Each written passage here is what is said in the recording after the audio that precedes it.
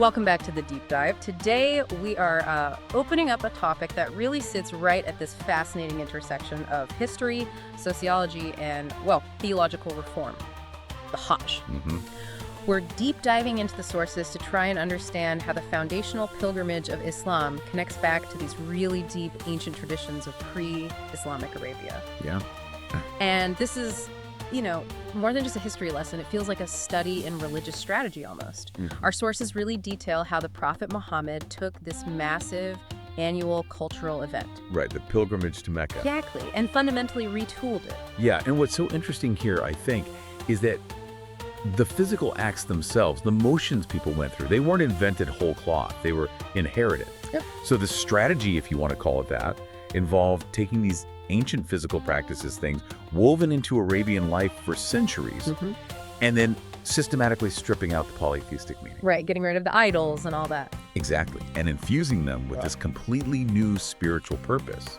And that purpose, of course, is the core Islamic concept of tawhid, absolute monotheism. That idea, keeping the shell, the physical actions, but installing totally new spiritual hardware inside that seems like the key here. That's a great way to put it. So we're basically tracking three big questions today, right? First, when did this pilgrimage really start? Second, where did Muhammad get the, let's say, the know-how and the authority for the rites? Yeah. And third, just how radical were the changes he actually made? A good plan. Okay, let's start right at the beginning then, the timeline. When did this huge pilgrimage actually kick off among the Arabs? Because like you said, our sources give two really different origin stories here. Exactly. And it really depends on your lens. You know, are you looking at it theologically as a restoration or historically as more of a continuation with changes? Okay. So the religious origin, the Islamic narrative, it places the Hajj way, way back. We're talking around 2000 BCE with the prophet Abraham in the Judeo-Christian tradition and his son Ishmael. Right, the story of building the Kaaba. Precisely.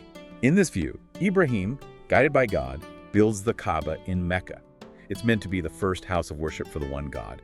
So the Hajj rituals, in this light, are sacred reenactments of things that happened in their lives. The theology holds that this pure original practice got corrupted over the centuries.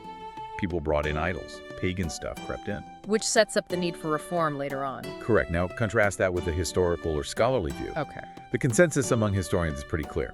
The pilgrimage to Mecca, centered on the Kaaba, was already a massive deal in pre-Islamic Arabian paganism for centuries before Islam emerged in the 7th century CE. So it was already there, deeply embedded. Oh, absolutely. By the time Muhammad was born around 570 CE, it was this huge annual tradition. Essential. And the Kaaba itself wasn't like an empty monument waiting for Islam. Far from it. It was the absolute religious center. Think of it as a bustling, multi-faith pantheon, really. Wow. Yeah, the sources say it housed hundreds of idols, each representing different gods, often tied to specific tribes. So visiting the Kaaba meant something different depending on which tribe you were from. Pretty much. And this centrality wasn't just religious. It made Mecca incredibly important commercially, too. The pilgrimage months were sacred, meaning truces were generally observed between warring tribes. Ah, safe passage. Exactly. Yeah. It enabled safe travel for trade. You had huge markets popping up, like the famous one at Ukaz. Mecca got wealthy and influential because of this Kaaba-centric system. It was the guarantor of temporary peace, you could say. Okay, so whether you see it as restoring Ibrahim's original plan or adapting a powerful existing pagan tradition, the sources agree. By the 7th century, the Hajj was absolutely vital, spiritually, economically, socially. Couldn't function without it, really. That historical reality, though, this blend of ancient practice and later religious claims, it leads straight to that huge question of authority. If this pilgrimage was so ancient, so powerful, so tied to all the tribes, where did Muhammad, one man from Mecca, get the authority to fundamentally rewire it? Yeah, that's the million-dollar question, isn't it? Well, historically speaking, he didn't need to learn the physical steps from scratch. Because he grew up there. Right. He was from the Quraysh tribe, the very tribe that acted as custodians of the Kaaba. He would have known the pre-Islamic rituals inside out. He'd likely participated in them himself before his prophethood. So he knew the form, the existing routine. He knew the form intimately. He was an insider. But Knowing the form isn't the same as having the authority to change it, especially against all those other tribes invested in their own idols and traditions. Why didn't he just say, okay, keep doing the pilgrimage, just pray to the one God instead of Hubal? Why the need for divine revelation to back up the changes? That's the absolute core of the issue from the Islamic perspective. Yeah. The Islamic theological view is adamant. Yeah. The rites weren't just tweaked based on custom or, political savvy to make it palatable. They were revived and reformed by divine command through revelation. His authority wasn't presented as a human reformer trying to make things better. It was the authority of a prophet, commanded by God himself to purify the rituals and restore them to that original purpose set by Ibrahim. I see. So the revelation wasn't just about what to change, but it was the source of authority to change it. Precisely. Trying to reform it based on his own reasoning or tribal influence, that would have just looked like another power play among the tribes. Right. Another chief trying to get an edge. Exactly. By grounding the reform in divine revelation, he bypassed all those existing tribal authorities and claimed a higher mandate, a direct one from God, to restore the true meaning. Okay, so the challenge wasn't just changing what people did, but fundamentally changing why they did it, the intention behind it all. And that brings us right to our final section, the deep dive into the specific corrections. You mentioned changing the spiritual core, Delia. Did I say that right? You did, Danaya. It's the intention. In Islam, the Naya is critical. It's the sincere intention in your heart that gives a ritual act its validity and meaning. Okay.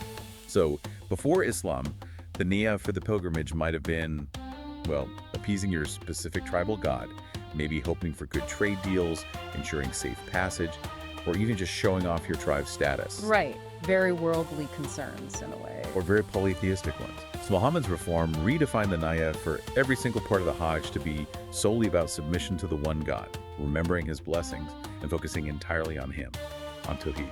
So let's unpack that. How did he actually execute this? Keeping the familiar shell, as we said, but replacing the spiritual engine. Let's look at some specific rituals. Okay, good idea. Let's start with Tawaf, the circumambulation, the circling of the Kaaba. Right, probably the most iconic image. Definitely. Now, pre-Islamic practice, as we touched on, often had pilgrims doing Tawaf naked. Still sounds wild. It was their idea of ritual purity, shedding worldly clothes. Also, it was often noisy whistling, clapping, and crucially, the Kaaba itself was physically surrounded by all those tribal idols. Okay, so that's the before. What did Islam do? He kept the circling. Yes, the physical action of walking around the Kaaba was retained, that familiar core remained, but the behavior and the meaning were radically altered. How so? First, modest clothing became mandatory, no more nakedness. Second, the whistling and clapping, replaced by quiet prayer, remembrance of God, supplication, and third, perhaps most dramatically, the Kaaba was physically cleansed of every single idol.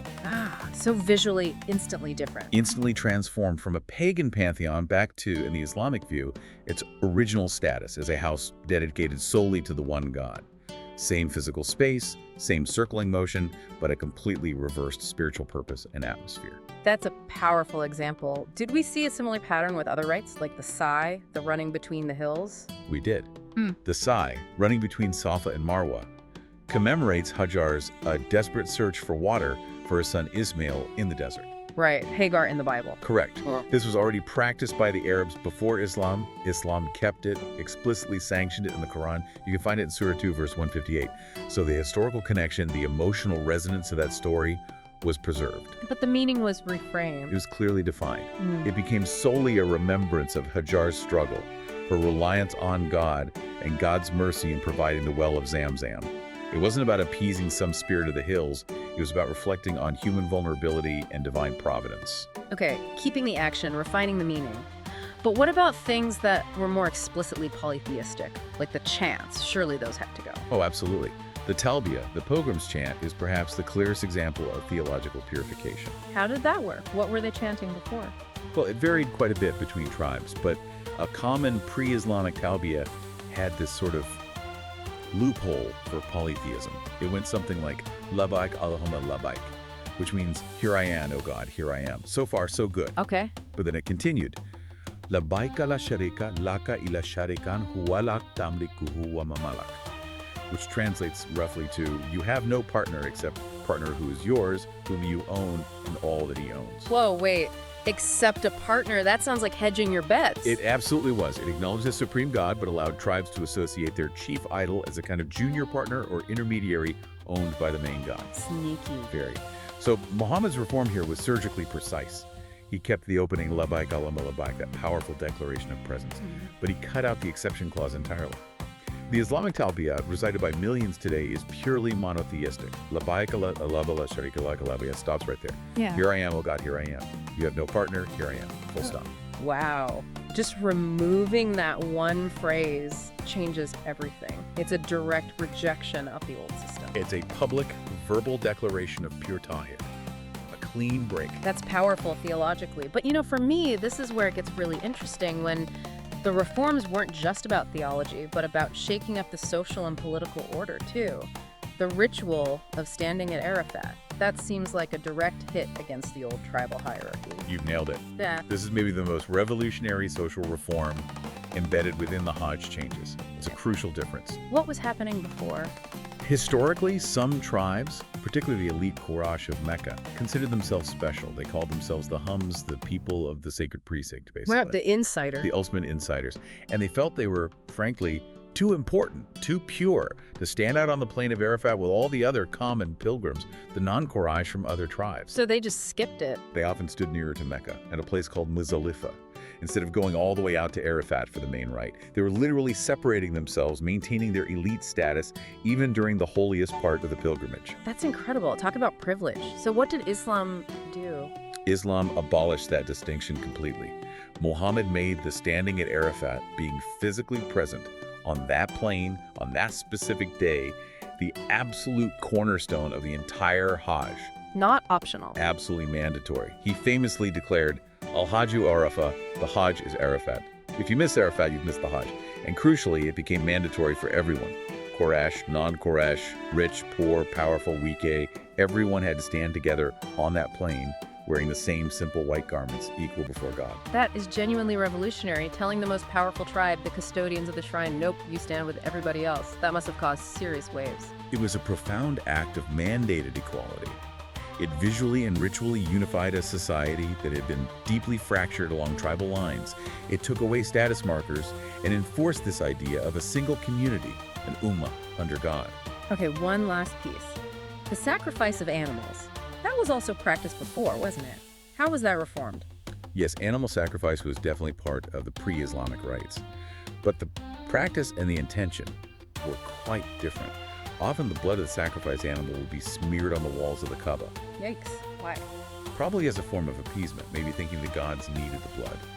And often the meat wasn't necessarily distributed or eaten, it might just be left as part of the offering. Seems wasteful. It could be. Islam kept the act of sacrifice, linking it back to Ibrahim's willingness to sacrifice his son.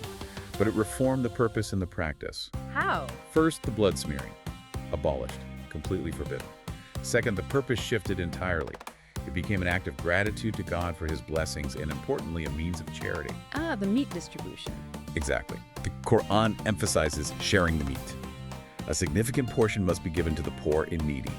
It transforms the ritual from a potentially messy, appeasement-focused act into one that combines remembrance of God with concrete social responsibility. That specific change from smearing blood on a stone wall to feeding a hungry person, that really sums up the whole ethical shift, doesn't it? It really does. It's a microcosm of the larger reform. Keeping a familiar ritual structure, but embedding within it a radically different theology and ethic. One focused on monotheism, remembrance, and social justice. Okay. Let's try and wrap this up then. Right. So to reiterate the big picture, Islam didn't invent the Hajj pilgrimage out of thin air.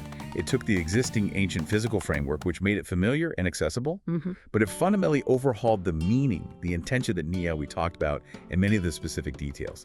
Everything was refocused through the lens of absolute monotheism, tawhid, and as we saw with Arafat and the sacrifice, principles of social equality and charity were embedded right into the core rites. And understanding that transformation, that complex blend of continuity and radical change, it gives you, the listener, I think, a crucial insight into Islam's early strategy. How it could take root by using a familiar cultural container, Right. but filling it with something entirely new, spiritually and ethically, changing the operating system inside the shell. Well put. Which brings us to maybe a final thought for you to chew on. If the Hajj was reformed to emphasize universal equality before God, epitomized by everyone standing together at Arafat, stripping away status, Right. it makes you wonder what modern institutions that we often treat as sacred or just the way things are, whether they're political systems, economic structures, even cultural organizations, where might familiar frameworks be used, maybe unconsciously, to uphold hidden forms of elite privilege? Modern versions of the Qur'an deciding they don't need to stand with everyone else. That's a really provocative question to end on. It encourages that kind of critical reflection, doesn't it? Thinking about how often powerful movements, religious or secular, achieve lasting change, not necessarily by smashing everything to bits, Right. but by getting inside the existing structures, the familiar forms, fundamentally altering their purpose, their function, and their meaning from within. It's a powerful model for change.